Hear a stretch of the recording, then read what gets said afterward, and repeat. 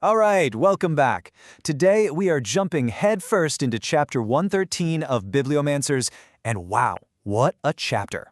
We're about to see a rescue mission completely fall apart and turn into this brutal fight for survival that makes Jack question, well, absolutely everything. So the chapter just drops us right into the middle of it all. No preamble, we're in this bustling plaza with Jock and the crew, and they are seconds away from trying to snatch his grandfather, Henry Holland. You can just feel the tension, right? But hey, on the surface, their plan seems pretty solid. Okay, so here's the play. It seems super straightforward. Jack's job? Just grab his grandfather. That's it.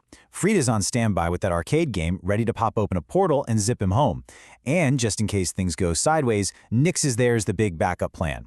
You look at it on paper and you think, yeah, this is foolproof. What could possibly go wrong? And then, there he is. Jock spots him. But just as he's closing in, ready to make the grab, he sees his grandfather look right at him and mouth one single silent word, no. A clear warning, but it's way too late to back out now. The whole thing is already happening. And bam, the second Jock makes contact, it all goes wrong. He's not pulling his granddad out, he's the one being pulled in. He's instantly portaled away.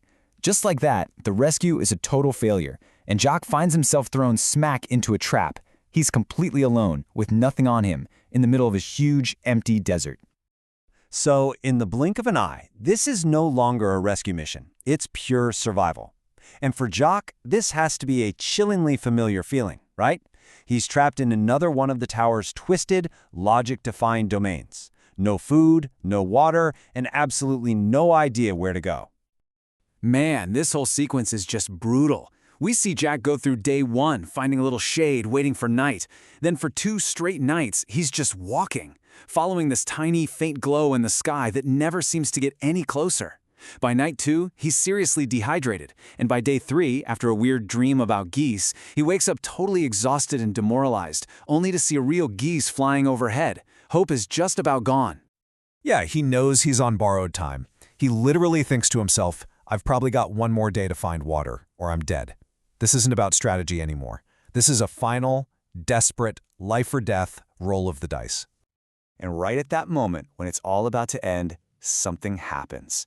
That vision of geese from his dream, it turns out to be real. What could have easily been a hallucination from the heat and thirst becomes this tiny, flickering beacon of hope. It's his only shot. What happens next is this incredible domino effect of survival. First, he makes the gamble to follow the geese, betting they'll lead him to water. And they do. He collapses at a pond. Then, he wakes up and finds a nomadic tribe camped nearby. They don't just give him food and water, which is amazing enough. They give him a map and a crucial piece of info. And this is the real turning point.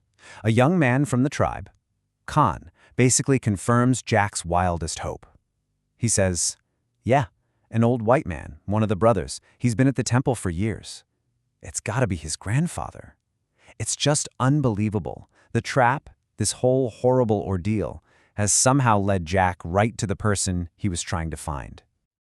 So now, with food in his stomach and a map in his hand, Jack actually finishes the journey. He gets to this place called the Temple of the Lotus Flower, and it's just a total oasis. Think white marble, peace, quiet. It's a complete 180 from the hellish desert he just barely survived. And get this, the second he arrives, a monk greets him by name. You must be Jacques, he says. Please follow me. So they were expecting him. The whole thing feels less like an accident and more like destiny. He's led into this beautiful room with these lotus pools everywhere. And then he sees him, his granddad.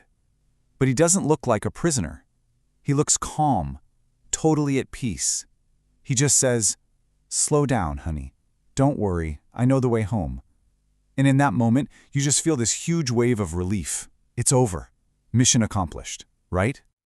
The chapter really lets us soak in this moment of peace. Jock gets a hot bath, his clothes are cleaned, he gets a huge, delicious meal, fruit, tea, rice, stir-fry, the whole 9 yards. He's even given a nice bedroom with a terrace. Everything is designed to make him and us believe that the nightmare is finally over. It's safe now. But, come on, this is Bibliomancers. You know it's never that simple. After Jack crashes into this deep, exhausted sleep, his dream basically rips the rug out from under him. It shows us that the desert, that whole physical struggle, that was just the warm-up act for the real conflict. In his dream, his mind puts it all together. You know those peaceful lotus pools at the temple? They're laid out in the exact same pattern as the hedge maze back in the tower. This isn't an escape. It's not a sanctuary. It's just another room in the cage, another level of the game. And this is where we get to the absolute heart of the chapter. A figure in his dream, Aya, just lays it all out. She forces him to confront this really tough question. Is this rescue really about what's best for his grandfather?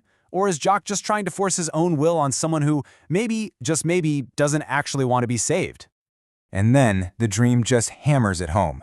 It ends with the same exact image from the beginning of the chapter, his granddad looking at him and mouthing the word no.